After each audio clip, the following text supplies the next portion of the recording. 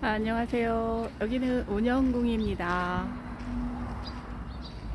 운영궁 하면 생각나는 분이 대원이 대감, 흥선대원군이시죠. 그래서 남양군의 후손이시고요.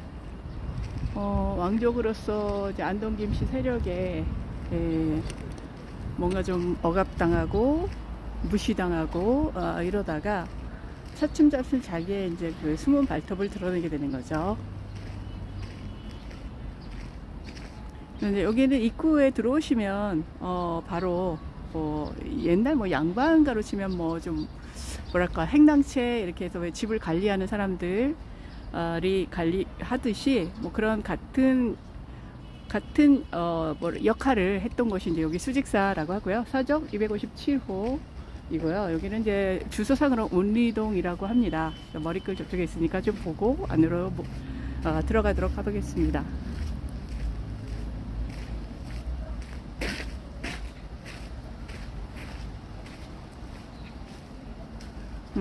뭐 93년 12월 23일부터 96년 3월 30일까지 조금 이제 뭐랄까 정비 일을 했다고 할까요? 그래서 지금은 이렇게 좀 깔끔하게 단장이 되어 있고요. 여기는 운영궁이라고는 하지만 실질적으로 궁은 아니고요. 왕족이 살던 좀 고택이라고 하면 될 것 같고요. 그래서 양반의 기본은 이제 그 소술대문이죠. 그래서 높은 이유는 말을 타고 바로 들어가니까 말을 탄 상태에서 이마를 찢지 않도록 하기 위해서 이제 높이가 최소 2m 이상은 되는 거죠.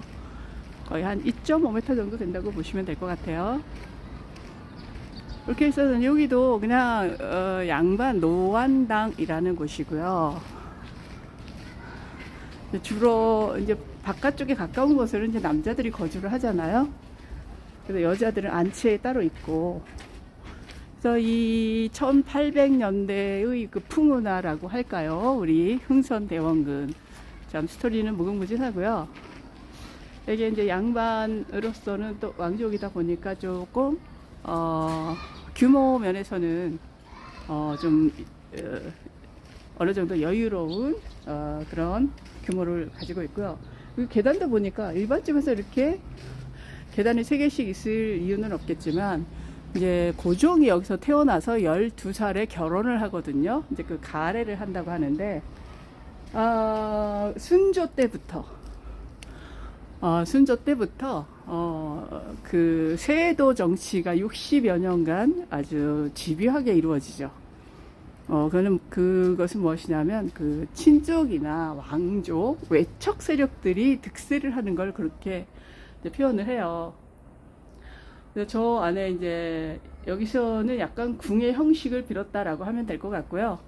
그래서 안동 김씨와 풍양 족씨와의 그 파벌 싸움이 있었죠. 이제 안동 김씨가 워낙 강하다 보니까 풍양 족씨는 약간 좀 밀리는 경향이 있었어요. 그게 이제 조대비라고 헌종의 부인이죠. 그래서 순조의 며느리이자 헌종의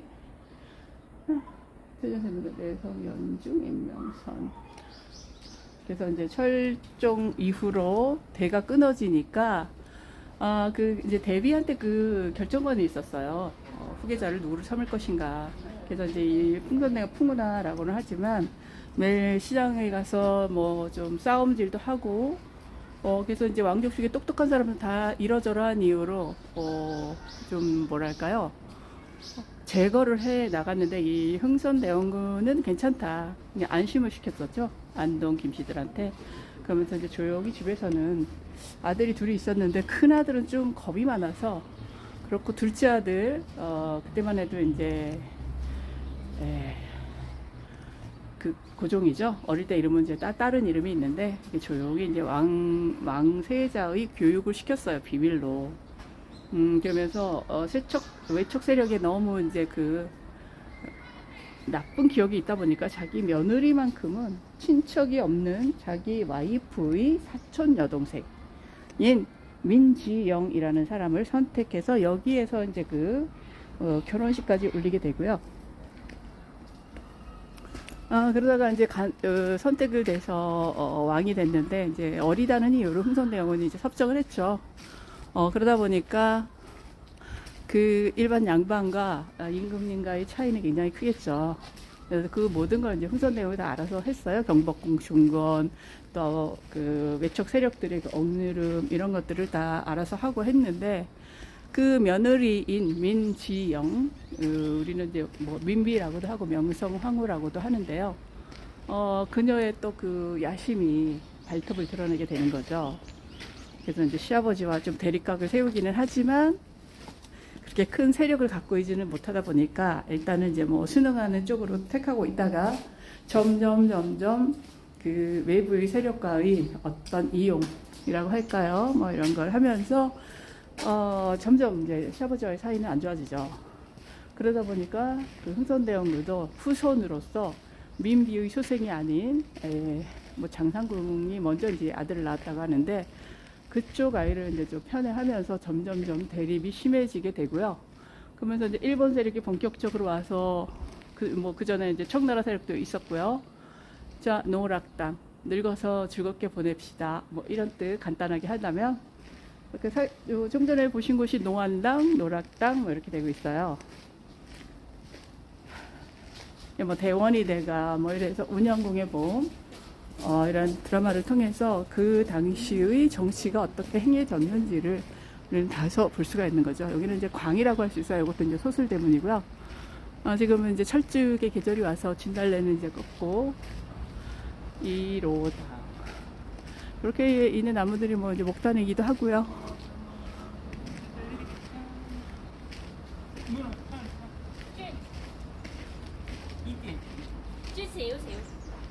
오케이, 그, 또 뭐. 오케이, 레디, 스마일.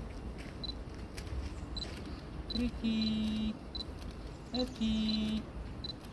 스마일.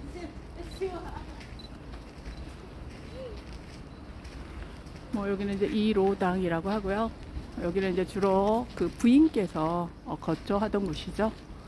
그래서 이 부인이 굉장히 좀 뭐 속이 넓고 또 자기 사촌 동생과 남편 간의 그 갈등을 보면서 많은 좀 번뇌가 있었을 것이라고 생각되고요.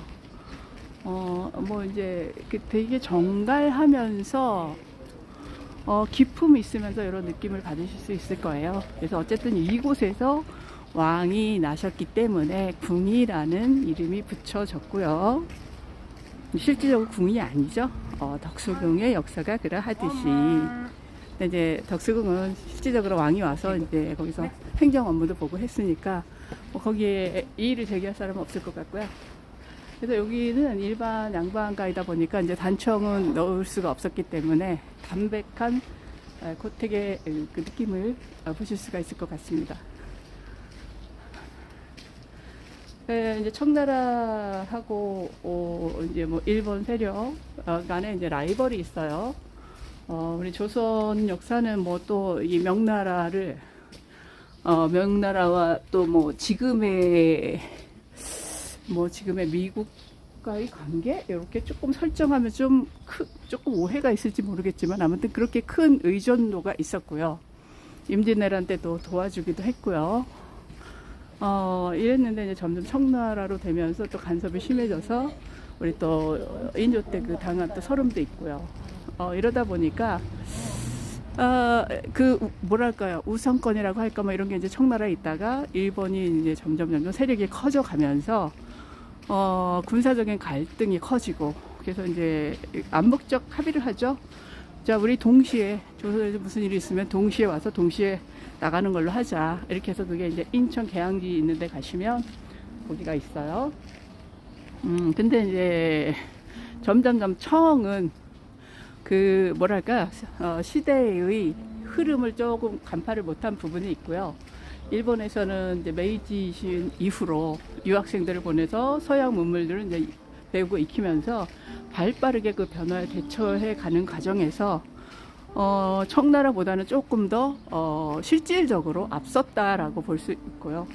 여기가 뒤에 보시면 이렇게 기와장으로 또 예쁘게 문양을 했다라는 거고요. 여기 뒤에는 뭐냐면 저기 보면 이제 장독대 보이시죠? 위에도 장독대가 있고 밑에도 조금 창고처럼 해서 겨울에 얼지 않도록 하는 이런 시설이 여기 있었고요. 그 바로 옆에 이렇게 보시면 또 드라마 얘기를 안 할 수가 없는데 도깨비들 재밌게 보셨나요? 그래서 우리 고종의 형님의 이름이 이재선 씨라고 해요. 그래서 그냥만이 여기서 이제 사시던 곳이고, 그 이후로는 지금 이제 아무도 거처하고 있지는 않고요. 그래서 이제 드라마를 위해서 여기 이제 뭐 렌탈을 해서 세팅을 이제 그 촬영팀에서 하고 이렇게 해서 도깨비라는 재미있는 또 드라마가 탄생하게 되는 거죠. 자, 이렇게 해서 우리 저기 고종 이름은 어렸을 때 명복이라고 했다 그래요. 이명복. 그래서 옛날에는 그랬잖아요. 혹시라도 일찍 뭐 사망한다거나 이런 경우가 있어서 이름은 좀 그다지 좋지 않게 뭐 제 친구 중에도 예전에 뭐 개떡이다 뭐에다 해서 뭐 한 2살 3살 될 때까지 등본에 그 호적에도 올리지 않고 하던 그런 또 시절이 있기는 했었어요. 그리고 나서 비로소 이제 3살쯤 지나면 얘 괜찮겠구나 이러고 이제 저기 호적에 넣는 거죠. 그래서 명복 씨였는데 나중에 이제 뭐 이경으로 이름을 이제 개명하죠. 조선 왕조는 이름을 한자로 쓰다 보니까. 그래서 이게 뒤에 보셨고요. 이게 뭐 저도 한자를 조금은 있는데 이렇게 길게 있으면 요거 어떻게 해석을 해야 할지. 그래서 이제 보여드리는 것만으로 여기 이제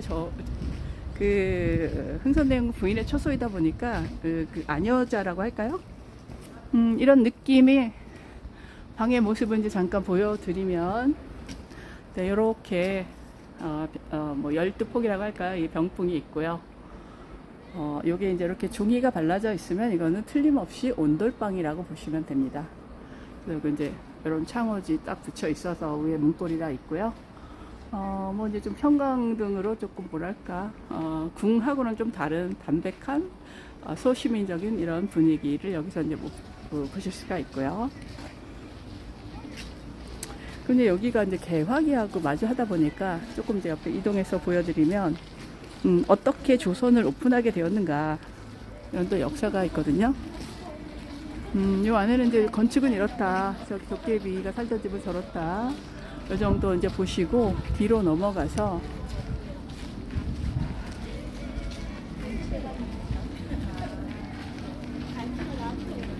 여흥민씨죠. 민씨는 그래서 이 조선 왕비 중에 많이 이제 배출된 성씨가 어디냐 하면 민씨가 많이 있어요. 민씨, 박평윤씨, 뭐 또 남양홍씨, 뭐 이렇게 주로 있고요.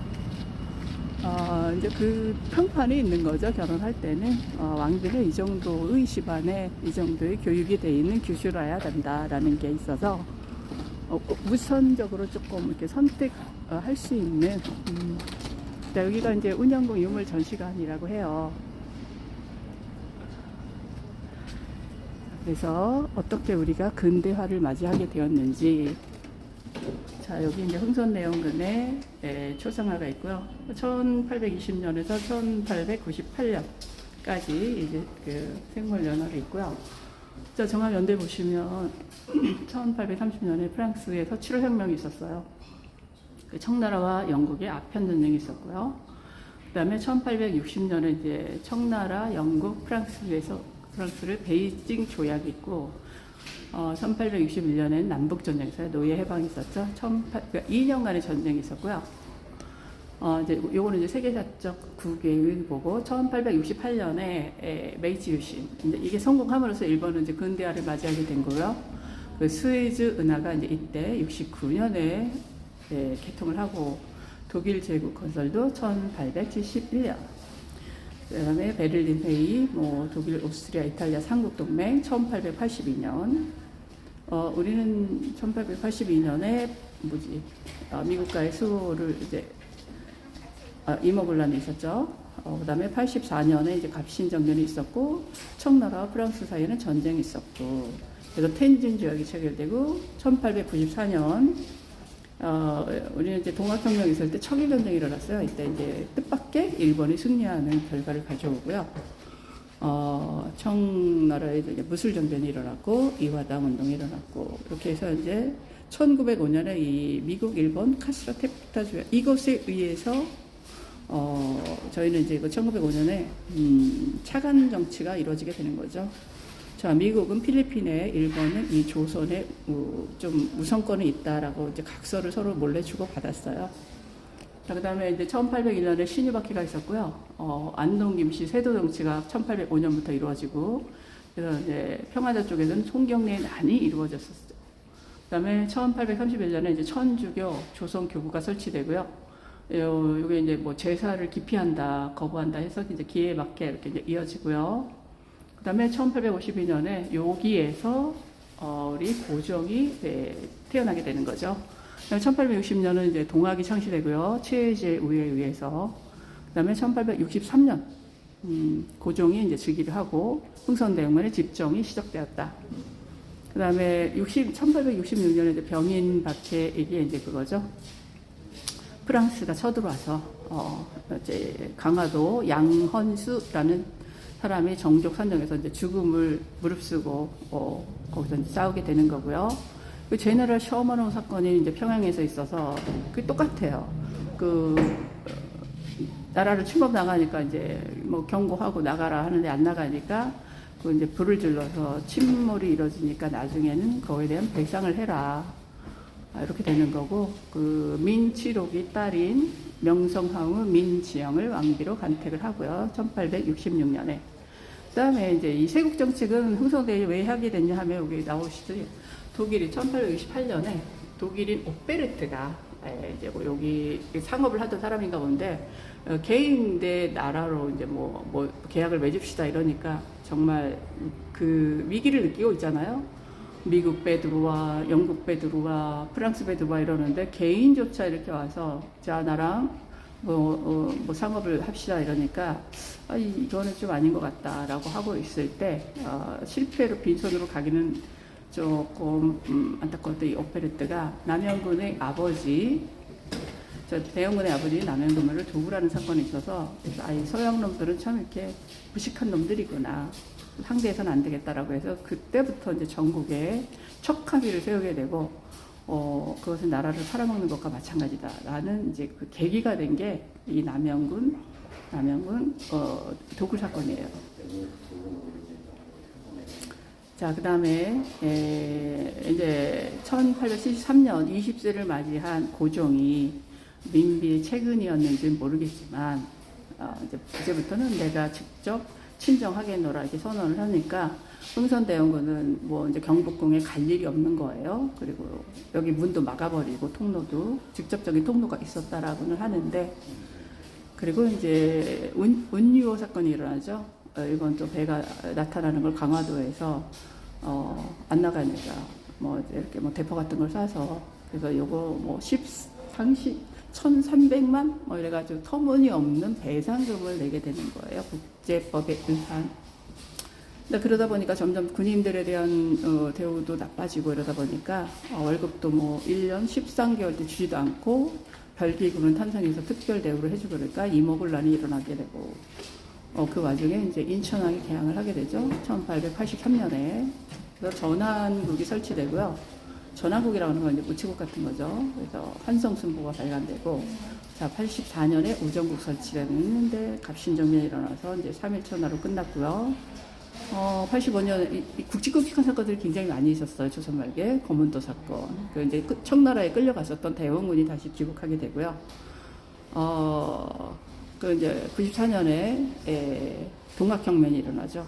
저 전주 밀란, 그래서 뭐 동학혁명이 일어나서 거의 뭐 서울까지 오다가 그래도 내국인끼리 싸우는 것은 안 되겠다라고 해서 이제 중간에 이제 접고 내려가죠.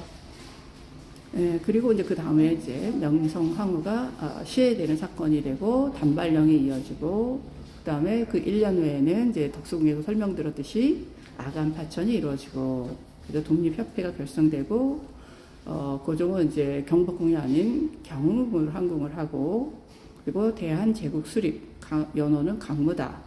이렇게 하고, 그 다음 해인 1898년에 흥선대원군이 사망을 하게 됩니다.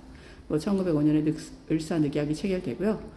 또 7년에는 헤이그 특사를 파견했으나 3명 이제 회의장에는 들어가지도 못한 채로 해서 그것을 이유로 고종 황제는 이제 강제 퇴위를 당하게 되고 군대도 해산되고 그 다음 3년 후에는 이제 대한 제국이라는 나라 자체가 국권이 침탈되는 이런 연대표를 보셨습니다. 이렇게 아까 보여드렸던 거는 파노라마선을 이렇게 보시면 이런 상태고요. 여기 이제 디오라마는 이렇게 되어 있습니다. 이렇게. 그런데 그 당시에 양반들은 이제 주로 글씨, 그림에 능해죠. 가야금도 연주할 수 있고 이렇게 풍류를 즐기고 했었어요. 이제 부대 부인 민 씨의 그 결혼했을 때 모습이죠. 요거는 이제 명성황후 결혼식 때 모습, 그런 면복이라고 하죠. 자, 이렇게 해서 시대의 변화상 여기 이렇게 보다 보면 참 어느 것 하나 놓칠 수가 없는 사건, 사고들이 많이 있었습니다. 자, 요거죠. 1876년에 강화도 앞바다에 은유로가 침몰을 하면서 이제 구체적으로 배상을 해야 한다. 그래서 나라를 오픈하지 않을 수 없는 이유가 됐었어요. 요건 이제 미국 심해양요. 자, 그 당시에 열강 각 공사들, 러시아나 영국이나 미국이나 여기 또 청나라나 이렇게 여기 이제 사진으로는 그래도 이제 남아 있어요. 우리 흥선대원군 이하응이라고 합니다. 이름은. 그래서 세국량이가 요 척합이죠. 외국 애들과 친하게 지내자라고 하는 것은 나라를 팔아먹는 것과 마찬가지다. 그래서 요거 돈덕정 지난번에 이제 덕수궁안에서 보여드렸잖아요. 요게 오리지널이고요. 그리고 며칠 전에 보여드렸던 건 새로 이제 만들어진 것을 여러분께서 보실 수가 있었고요. 조선 후기에 이제 신분제가 철폐가 되는데 노예제도가 이제 해방이 돼서 양반들이 야 이제 우리 집에 있을 필요 없다 가라. 근데 이 사람들은 어떻게 해야 할지 모르죠. 지금까지 살아온 그 삶이 tum들이째 바뀌니까 그래서 떠나지 않고 그대로 한동안 있었다라고 합니다. 요거 이제 갓이라고 하는데요. 요거 이제 갓은 어떻게 만드냐면 그 말의 그 꼬리 털이 있잖아요. 그걸 한 올 한 올 이렇게 그 틀에 끼워서 만드는 게 요 갓이고요. 그러니까 이제 대원군이 어디